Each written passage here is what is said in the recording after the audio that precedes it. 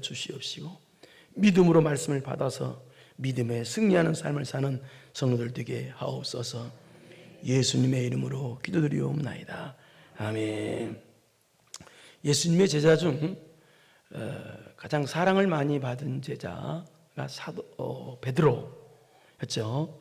그 사도 베드로가 예수님을 믿는 것 때문에 오는 고난을 당한, 예수님 믿는 것 때문에 오는 핍박과 고난을 당한 여러 교회와 성도들에게, 그렇다면 예수님 믿는 것 때문에 오는 고난을 대하는 태도가, 고난이 왔을 때 어떤 자세로 임해야 되나를 가르쳐 준 것이 바로 베드로전서와 베드로후서입니다. 그래 쓴 것이 베드로전서, 베드로후서입니다. 그럼 언제 쓰여졌느냐? 이 베드로전서는 63년에서 64년경에 쓰여졌다고 그렇게 보고 있습니다. 그렇다면 64년도면 여러분이 잘 아는 대로 로마의 대화재 사건이 있었을 때입니다. 로마의 네로 황제가 화재 사건 엄청나게 일어나자 그 방화범으로 기독교인을 지목해가지고 그때부터 기독교인이 엄청나게 박해를 받았던 해가, 시작된 해가 그때였어요. 그리고 나서 이후에 이 네로가 68년도에 30살에 자살해 죽죠. 그러나서 또 그 2년 후에, 그러니까 70년도에 무슨 일이 났었냐? 유대에 무슨 일이 났었냐? 이 로마의 9번째 황제 베스파시아누스라는 황제가 있는데요. 이 베스파시아누스 황제의 이 큰아들, 이 티투스라고 하는 디도 장군이라고, 티투스 장군이라고 하는데, 그 티투스 장군을 팔레스타인 지역으로 보내게 됩니다. 그래서 팔레스타인 지역을 점령하게 됩니다. 이 티투스 장군이. 그런 중에 어떻게 되느냐? 이 예루살렘 성전을, 예루살렘 성을 무너뜨려 버립니다. 그리고 그때 무슨 일이 생겼느냐? 유대인 110만 명, 전쟁 역사상 가장 많이 죽은 해인데요, 110만 명을 죽이는 그런 일이 생깁니다. 그리고 남은 유대인들은 그때 세계 각곳으로 다 포로 잡혀가지고 다 흩어지게 만들어요. 물론 그 당시 유대인들이 대부분 예수님을 안 믿는 사람들이었습니다만, 그러나 상당수는 예수님을 믿는 사람이었는데요, 그런 엄청난 그런 어려움이 있었습니다. 그리고 나서 그 후로 세월이 한참 흐르는 동안, 세월이 계속 흘러서 313년 콘스탄틴 대제의 밀라노 칙령 때까지 기독교는 어마어마한 박해에 시달리게 됩니다. 이런 참혹한 박해를 바라보면서 사도 베드로가 63년에서 64년경에, 즉 로마의 대화재 사건이 있는 그 즈음에 베드로 전서를 썼다는 얘기입니다. 그리고 이후 이 베드로 사도가 로마의 박해가 너무너무 심하니까, 그래서 박해를 피해서 로마의 서남쪽으로 박해를 피해 도망을 가게 됩니다. 도망을 한참 가고 있는데 그때 누구를 만나냐? 예수님을 만나게 됩니다. 부활의 예수님께서 베드로를 만나주십니다. 그래서 이때 베드로가 예수님에게 했던 유명한 말이 있습니다. 영화로도 나왔는데요, 코바디스 도미네, 주여 어디로 가시나이까? 질문을 던집니다. 그러자 예수님께서 베드로에게 말합니다. 나는 네가 버리고 간 로마의 영혼을 위해서 로마로 간다 라고 예수님께 대답을 하십니다. 그러자 이때 베드로는 거룩한 충격을 받게 됩니다. 그래서 도망을 가던 발걸음을 다시 돌려서 핍박의 현장인 로마에 다시 가서, 그래서 복음을 전하다가 붙잡혀서 베드로 거꾸로 십자가에 거꾸로 매달려 순교하게 됩니다. 그런데 베드로가 거꾸로 매달려 순교하는 그 현장에 누가 있었냐? 베드로 부인이 있었습니다. 베드로 아내가 순교하고 있는 베드로를 향해서 말합니다. 여보, 주님을 기억하세요. 여보, 승리하세요. 그렇게 외쳤습니다. 그런 외침소리를 들으면서 베드로 사도는 거꾸로 십자가에 매달려 순교를 해서 천국에 갑니다. 그러니까 이 베드로 전서는 베드로가 순교하기 전에 엄청난 핍박의 현장, 고난의 현장을 바라보면서 또 앞으로 닥칠 고난을, 핍박을 예견하면서 예수님 믿는 것 때문에 당하는 고난, 예수님 믿는 것 때문이라고 그랬습니다. 예수님 믿는 것 때문에 당하는 어려움을 어떻게 이길 것인가를 가르쳐 준 것이 베드로 전서라 그 말입니다. 그런데 베드로 전서는 예수님 믿는 것 때문에 당하는 어려움만 기록한 게 아닙니다. 예수님 믿는 것 때문에 당하는 어려움만 기록한 것이 아니라 놀라운 소망도 기록하고 영광도 기록했습니다. 무슨 말입니까?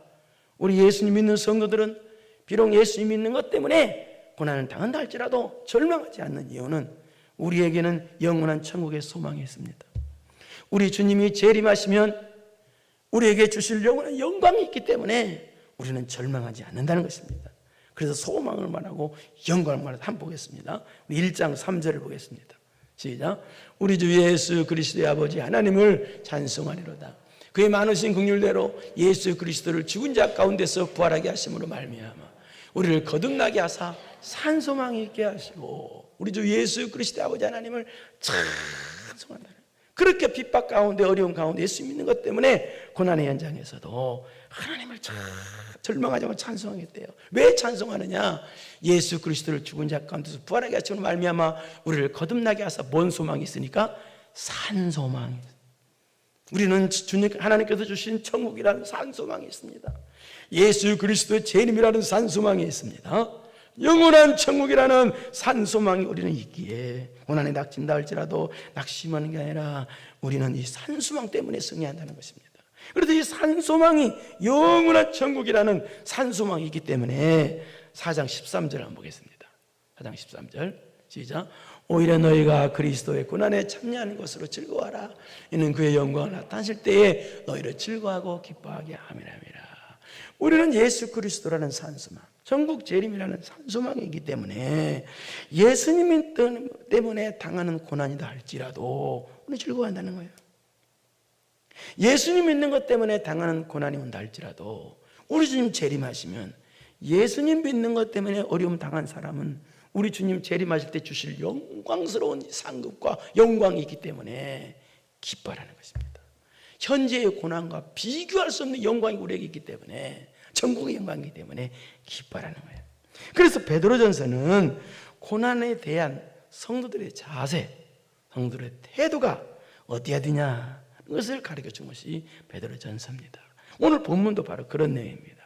그런데 여러분 어떻습니까? 제가 지금 고난을 계속 말했습니다. 근데 여러분 지금 고난이 있습니까? 없습니까? 현대인들은 없습니다. 고난이. 특히 또 예수님 믿는 것 때문에 고난받는 것은 더더욱 없습니다.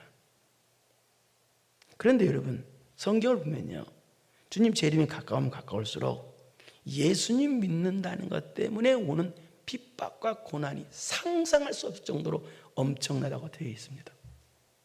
어떻게 하시겠습니까? 지금 뭐 고난도 없으니까 뭐 얼마든지 신앙생활 잘할 수 있죠. 그런데 그런 예수님 믿는다는 것 때문에, 이 말은 무슨 말이에요? 예수님 못 믿게 한다는 거예요. 예수님 믿으면 죽이는 거예요. 쉽게 말해서 어마어마한 그런 고난이 온다고 돼 있으니까 오는 거예요. 지금도 우리 한국만 안 오지요. 무슬림권이나 그쪽도 동네 가면요, 복음 전하면 죽습니다. 쥐도 새도 죽습니다. 이렇게 기독교인을, 우리 한국은 그런 데를 복 받은 나라예요. 어떻게 생각하냐? 예? 이렇게 마음대로 신앙생활을 할 수 있으니까. 근데 이런 우리 한국이 이제 앞으로도 어떻게 될 줄 알아요? 여러분 어떻게 생각하세요? 고난이 왔을 때 여러분도 승리할 수 있을 것 같아요? 나야 뭐 고난이 와도 걱정하지 마십시오 목사님, 뭐 얼마든지 승리할 수 있습니다 라고 그렇게 생각하고 있습니까? 코로나가 닥치기 전에는 대한민국 성도들이 모두 그렇게 생각했습니다. 다 신앙 승리할 수 있을 거라고. 근데 어떻게 보면 코로나가 그렇게 고난도 아니거든요. 근데 코로나라는 예상치 못하는 환경이 닥치되었습니다. 그래서 교회에 확진자들이 많이 생기는 관계로 사람들이 교회를 굉장히 비난하게 됐습니다. 그래서 대한민국 성도들이 어떻게 바뀌고 있느냐? 전체가 그렇죠. 전체가. 예배 교회 안 나가도 뭐 괜찮구만. 왜 안 맞네? 괜찮은데. 그러게 됐습니다. 이게 무슨 말입니까? 모든 대한민국 성도 다 그렇게 됐어요. 왜 그랬습니까? 코로나라는 어쩔 수 없는 상황이라 그럴 수도 있지만 그 어쩔 수 없는 상황을 가지고 마귀가 작전을 핀 겁니다. 마귀는 진 거예요. 여러분 말세지말이 될수록 어떤 일이 벌어지나? 누가복음 21장 11절을 보겠습니다. 시작. 곳곳에 큰 지진과 기근과 전염병이 있겠고 또 무서운 일과 하늘로부터 큰 징조들이 있으리라. 있어요. 어제는 민주 콩고에서 어땠습니까? 여러분 화산이 폭발하고 거기도 난리가 아니에요. 우리나라라고 예의들 줄 아세요, 여러분? 이런 전염병, 코로나 같은 전염병이 말세지 말이네요. 여러분 상상을 해보세요. 이게 지금 우리가 상상했던 일인가? 그럼 이런 일, 특히 신앙생활 못하게 하는 방해가 되는 핍박, 그러니 와서도 여러분 신앙생활 승리할 수 있을 것 같아요? 어떻게 생각하세요? 예수님 믿는 것 때문에 고난이 왔을 때, 예수님 믿는 것 때문에 어려움이 왔을 때, 고난이 올수록 성도는 어떤 태도를 가져야 되냐라는 겁니다. 지금은 없지만 앞으로는 있으니까요. 오늘 말씀을 잘 들어서 이기길 바랍니다. 고난이 올수록 분명히 말했습니다. 예수님 믿는 것 때문에 고난이에요. 그건 온다고 돼 있으니까 오는 거예요. 여러분 세상 말에 옛말에 이런 말이 있습니다. 소낙비는 피해야 된다라는 말이 있습니다. 그러나 성경은 뭐라고 말씀하더냐? 하나님께서 주시는 고난의 소낙비는 피하지 말라고 돼 있어요. 정면 돌파하라는 거예요. 그것이 오늘 본문입니다. 신앙생활 하다 보면 어쩔 수 없이 당하는 고난의 소낙비가 있어요. 예수 믿는 것 때문에 당하는 그런 고난의 소낙비는 피하면 안 됩니다. 정면 돌파해야 됩니다. 신앙의 정면 돌파, 영적인 정면 돌파를 해야 된다. 그것이 본문의 내용입니다. 그러면 신앙의 정면 돌파가 뭘까요? 고난이 올수록 우리는 신앙의 정면 돌파해야 돼요. 주저앉으면 안 돼요. 물론 이 자리에서 또 개인적으로 고난이 있는 분도 있을 거예요. 그것도 포함합니다. 그랬을 때 고난이 왔을 때 어떻게 되냐는 얘기죠. 정면 돌파가 뭐냐? 첫째 따라서 합시다. 기도를 멈추지 말아라. 기도를 멈추지 말는 것입니다. 우리 7절을 보겠습니다. 시작.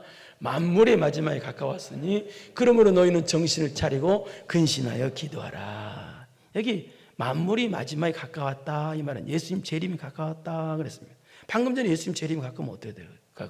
심판적인 재앙, 종말론적인 재앙 말고 특히 예수님 믿는 성도들에게 임하는 예수님 믿는 것 때문에 오는 고난이 극심하다고 되어 있습니다.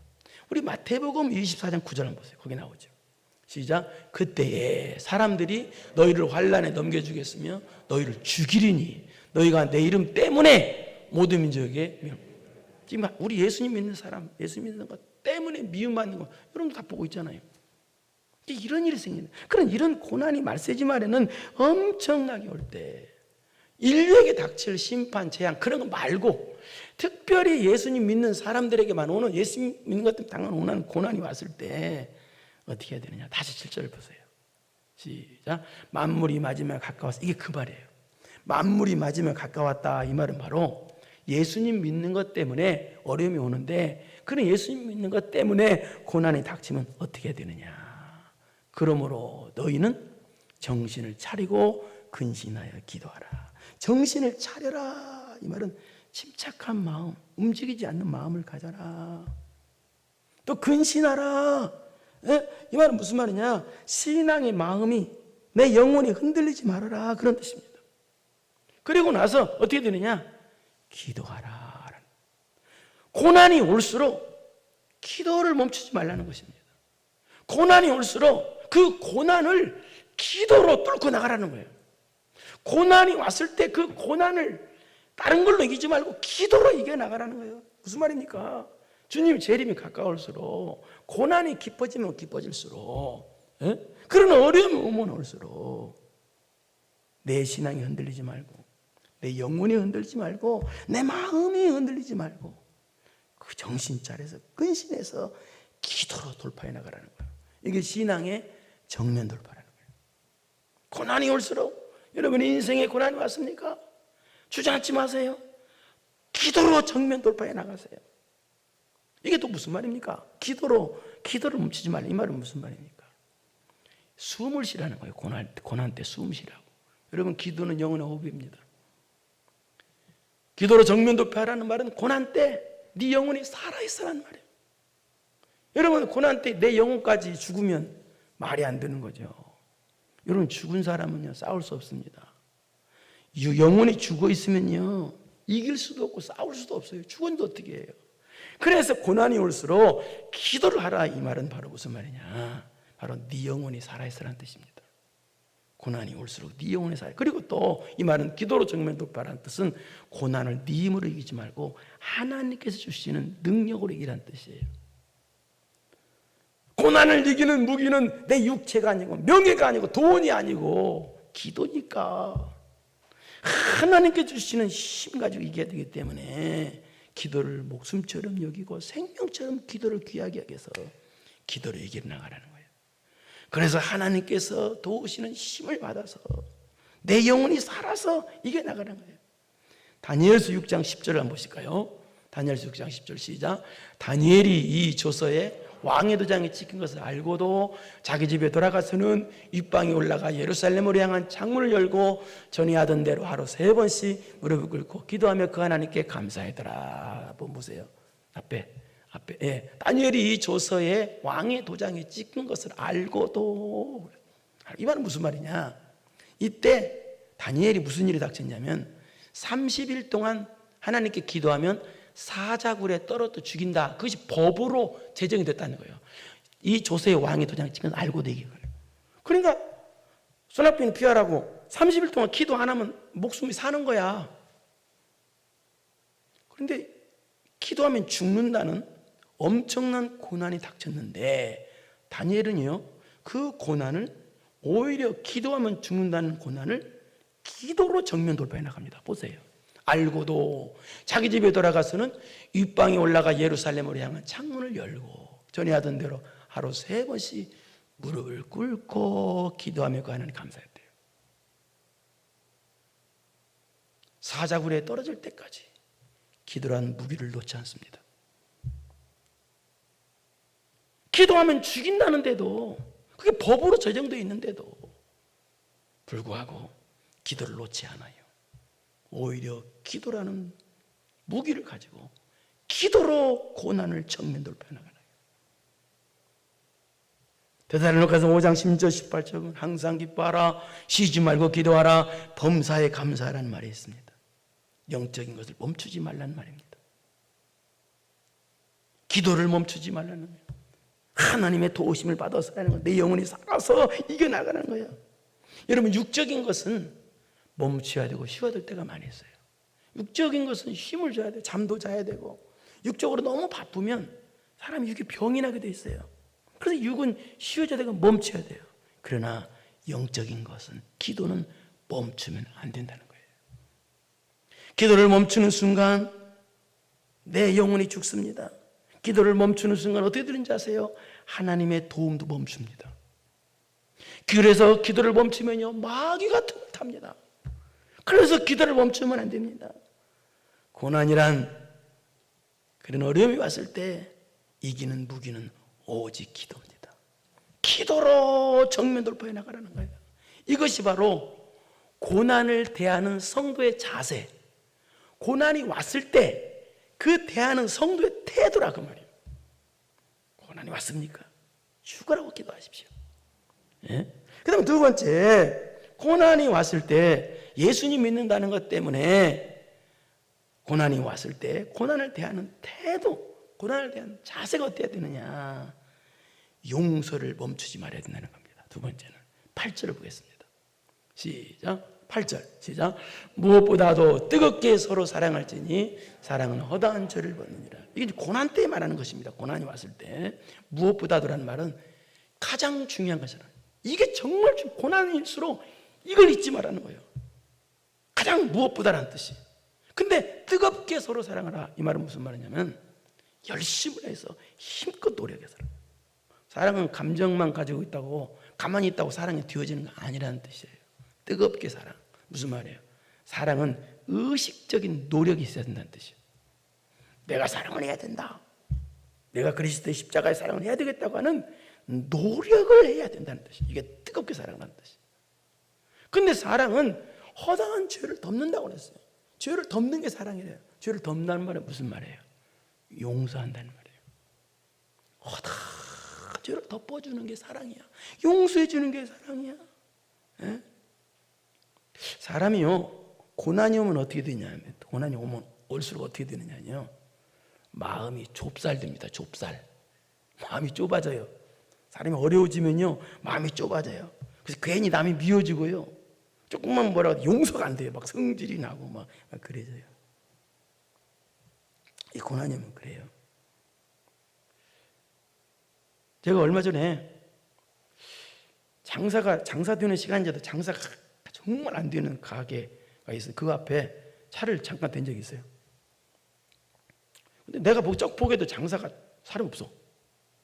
그래서 잠깐 다 되니까 그죠? 되고 내려서 이렇게 차 유리를 잠깐 닦는데 그 가게집 주인이요, 나를 쳐다보는데 그 만화 영화 나면 용가리 있죠? 용가리가 사람 잡아 죽이려고 하는 그런 모습으로 분노에 가득 찬 표정으로 나를 쳐다보는 거예요. 내가 깜짝 놀랐어요. 순간 쳐다보는 게 아니라 이렇게 충격을 받았어요. 장사 안 될수록 웃어야 사람이 들어오는데, 그래서 장사가 안 되니까 저게 사람이 표정이 저런가? 그런 생각을 가진 적이 있었습니다. 사람이 고난이 닥치면요, 마음이 좁아지기 쉬워요. 그래서 용서도 안 되고요, 증오심과 미움이 싹트게 돼 있어요. 근데 본문은 뭐라고 그래요? 고난이 올수록 뭐래요? 용서하라는 거예요. 무슨 얘기예요? 용서하는 넓은 마음으로 고난을 이기라는 거예요. 마음이 좁아지지 말라는 거예요. 예수님은 십자가의 용서로 세상을 정복했습니다. 우리도 고난을 정복해야 되는데 바로 십자가의 용서라는 넓은 마음으로 고난을 정복해 나가라는 거예요. 우리는요, 심지어 어떻게 해야 되느냐? 고난까지도 사랑하고요, 고난까지도 용서할 줄 알아야 돼요. 고난을 사랑하고 고난을 용서하는 넓은 마음까지 해야 돼요. 고난까지라도. 이게 바로 넓으면. 그러니까 고난이 올을 때, 이 말은 무슨 말이냐? 용서하는 마음 용서를 멈추지 말아라. 이 말은 무슨 말이냐? 웃기는 말로 좁쌀되지 말라는 거야. 좁쌀. 고난이 올수록 마음을 더 넓게 가지라. 예수 그리스도의 십자가 용서를. 그래서 고난이 올수록 용서를 해버리세요. 아멘은 집에 가서 하겠지요, 물론. 그 다음에 세 번째, 고난이 올수록 어떻게 해야 되느냐? 우리가 고난을 이기는 태도, 고난을 대하는 자세가 어떻게 해야 되느냐? 세 번째, 따라잡시다. 봉사를 멈추지 말아라. 9절 한번 읽겠습니다. 9절 시작. 서로 대접하기를 원망 없이 하고, 서로 대접하기를 원망 없이. 대접. 여기 대접이라는 뜻은, 여기 대접은 누구를 대접하라는 뜻이냐? 여기는 나그네를 대접하라. 나그네를 사랑하고 대접하라. 여기 나그네라는 말은 무슨 말이냐? 이 당시 복음 전하러 다니는 분들이 계시는데요, 그분들이 복음을 전하는 핍박이 많아서 있을 수가 없어요. 그래서 이곳저곳 떠돌아다니는 복음 전도자들이 있었어요. 그분을 대접하라는 거예요. 근데 그분을 대접하는데 원망 없이 하라. 이건 무슨 말이에요? 아니, 그분을 대접하는데 원망하겠어요? 근데 원망 없이 봐라. 이건 무슨 말이에요? 여러분, 나도 어려워, 나도 힘들어, 근데 대접하래. 아무리 훌륭한 사람이에요. 그래 뭐예요? 원망이 오기 쉬워. 그 뜻이에요. 많은 사람들이 그렇습니다. 내가 좀 괜찮아지면, 내가 사업이 잘 되면, 돈 벌으면 그때 대접하고, 그때 하나님 섬기고 이것도 섬길게요. 그렇게 말하는 사람 대부분입니다. 나도 어려워 죽겠어, 나도 지금 고난 중이야, 그런데 대접하래. 그래서 원망이 나오는 거예요. 그거 하지 말라는 뜻이에요. 이게요. 고난 중에, 그러니까 서로 다 원망 없이 하라. 고난 중에 대접하라는 거예요. 이 말은 고난 중에, 여기 대접하라, 원망 없이 하라는 뜻 무슨 말이냐? 하기 싫어하지 말라는 뜻이에요. 나도 어려워 죽겠어, 근데 교회를 섬기고 하나님을 섬기고 이웃을 섬기래. 교회 많은 목사님이 그래, 자꾸 섬기라고 그래. 예수님처럼 섬기라. 나도 죽겠는데 뭘 섬겨? 아이고 거기 있어 죽겠구만. 그러지 말라는 뜻입니다. 그리고 이 말은 또 육체적으로 섬기라는 뜻이에요. 육체를 가만히 있지 말라는 거예요. 여러분, 어려울수록 집에 처박혀 있으면요, 정신이 이상해집니다. 어려울수록 육체를 움직여야 됩니다. 움직여야 돼요. 힘들수록 육체를 뭘로? 섬김으로 움직이라는 거예요. 하나님을 섬기고 영혼을 섬기는 쪽으로 이 육체를 움직여야 된다는 거예요. 예? 그 다음에 10절을 보십시오. 같은 말인데 시작. 각각 은사를 받은 대로 하나님이 여러 가지 은혜를 받은 선한 청지까지 서로 뭐예요? 봉사하라. 이게 고난때 하는 말이에요. 고난때 봉사하는 건 서로 봉사하라. 사랑하는 마음으로 육체로 봉사하는 걸 보여주라 그 말이에요. 선한 성지같이. 선한 정직이는 뭐냐면 주인의 것을 맡아서 관리하는 사람이 정직이야. 그냥 악한 정직이는 뭐예요? 바로 나 이득만 위해서, 나의 정욕만 위해서, 나만 위해서 봉사하는 사람이에요. 나의 유익만 위해서. 그건 악한 정직. 하나님의 우리의 주인이신 하나님의 영광을 위해서, 하나님을 위해서 선한 정직이. 고난이 올수록 선한 정직이가 되라는 말이에요. 쉽게 말해서 고난이 올수록 악한 정직이가 되지 말고. 여러분 옛말에 이런 말이 있습니다. 3일 굶으면 도둑질 안 할 사람이 없다는 말이 있습니다. 그러나 성도는 3일 굶어도 도둑질하면 안 됩니다. 아니 한 달 굶어도 우리는 도둑질하면 안 되고 선한 청지가 되어야 됩니다. 이게 바로 그 말입니다. 이게 고난을 태하는 태도란 말이에요. 고난 때 악해지지 말라는 거예요. 우리 고난 때 더 남 벌어먹고 살기 힘쓰지 말고 오히려 다른 영혼을 살리라고 말이에요. 고난이 올수록 더 다른 영혼을 살리고. 그러니까 왜요? 나도 어려워 죽겠는데 무엇 나가서 전도하고 나가서 영혼 살려요. 나도 어려워 죽겠는데. 그건 고난을 대하는 태도가 아니, 성도 태도가 아니라는 거예요. 그게 그냥 보통 사람이 하는 태도야. 그러잖아요. 보통 사람, 나도 죽겠는데 어떻게 너를 도와? 나도 벌어먹고 살기 힘든데, 나도 배고픈데 어떻게 너를 주어? 이건 그냥 보통 사람이 하는 거예요. 그러나 성도는 그러면 안 된다는 뜻입니다. 이게 고난을 이기는 태도라 그 말이에요. 마지막 네 번째로, 고난이 왔을 때 고난을 대하는 태도, 자세가 어떻게 되느냐. 따라잡시다. 영광 돌리는 말을 해라. 그 말에 11절 보겠습니다. 오늘 11절까지죠. 시작. 만일 누가 말하려면 하나님의 말씀을 하는 것 같이 하고, 누가 봉사하려면 하나님이 공급하시는 힘으로 하는 것 같이 하라. 이는 범사 예수 그리스도로 말미암아 하나님이 영광을 받으시게 하려면. 이 말은 무슨 말? 그에게 영광과 권능이 세세무궁하도록 있느니라. 아멘. 앞부분으로 다시 말해. 만일 누가 말하려면 우리가 고난이 닥치다 보면요, 제일 먼저 오는 것이, 어려움이 계속되면요, 말이 부정적이 되고 싶습니다. 어려우면 말이 거칠어지기 쉽고요, 말이 불평하기 쉽습니다. 어려워지면 나도 죽겠는데 꽉 교회 나가야 되냐, 막 불평 이런 식으로. 그러면 죄 짓는 거예요. 말로 죄 지면 큰일 납니다. 고난이 올수록 영광 돌리는 말을 하란 말이 이 말이 그 말이에요. 영광 돌리는 말하라. 누가 말하려면 하나님 말씀하는 것 같이, 말하면 하나님 말씀이 합당한 말을 하라는 뜻이에요. 누가 봉사하려면 하나님이 공급하는 힘을 하는 것 같이 하라. 이 말은 무슨 말이냐? 봉사하면 하나님이 공급해 주는 힘을 하고 있다. 그렇게 하고 그런 자세 생각도 하고, 그러니까 또 말을 그렇게 하란 말이에요. 말은 무슨 말입니까? 사람이 어려워지면, 고난이 올수록 원망불평하는 말을 하기 쉬워요. 부정적인 말을 하기 쉬워요. 어려워 죽겠네. 왜 이런 어려움이, 나만 이런 어려움이 올까? 하고 자꾸 영혼 죽이는 말, 스스로를 죽이는 말을 해. 고난이 올수록 스스로를 살리는 말을 하라. 그게 바로 감사하는 말이에요. 하나님께 영광 돌리는 말이에요. 어려울수록요, 고난이 올수록 아이고 죽겠네 말, 그러면 더 죽어요. 그게 본인을 죽이는 말이에요. 그게 어려울수록 모든 영광 하나님께 해보세요. 웃음이 나오지. 웃음이 기가 막혀서 웃음이 나오는지 어쨌든 모르겠지만 하여튼 웃음이 나옵니다. 어렵다고 생각하고 모든 영광 하나님께 감사합니다 한번 해보세요. 여러분 그냥 무지 어려워요. 상황을 바꿔서. 자, 무지 어려워. 시작. 하나님 정말 감사합니다. 시작. 아니 하나님 감사합니다라고 그러지 내가 언제 모든 영광 하라고 그랬어요.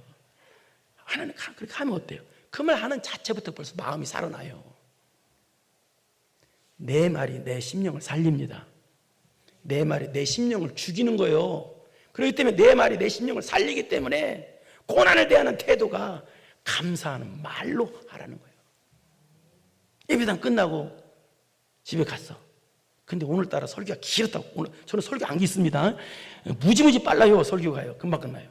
근데 오늘따라 설교가 되게 길어. 본인 죽이는 거야 그게.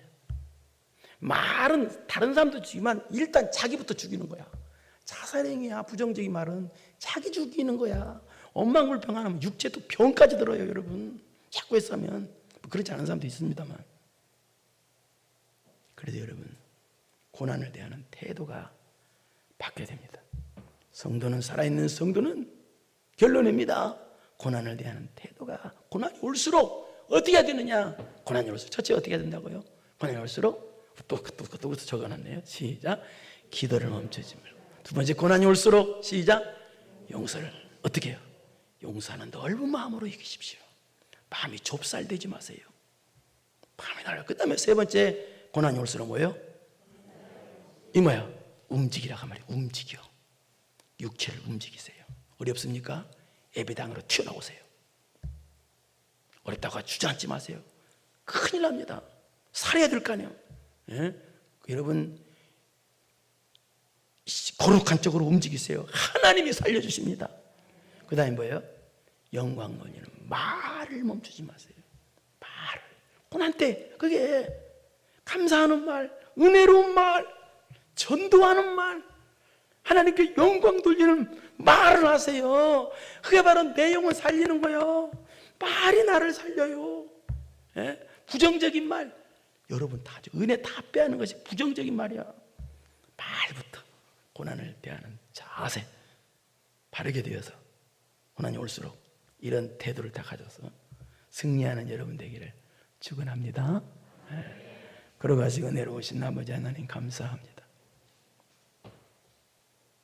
앞으로 예수님 믿는 것 때문에 엄청난 고난이 온다고 거짓말 못하시는 하나님께서 분명히 말씀하셨습니다.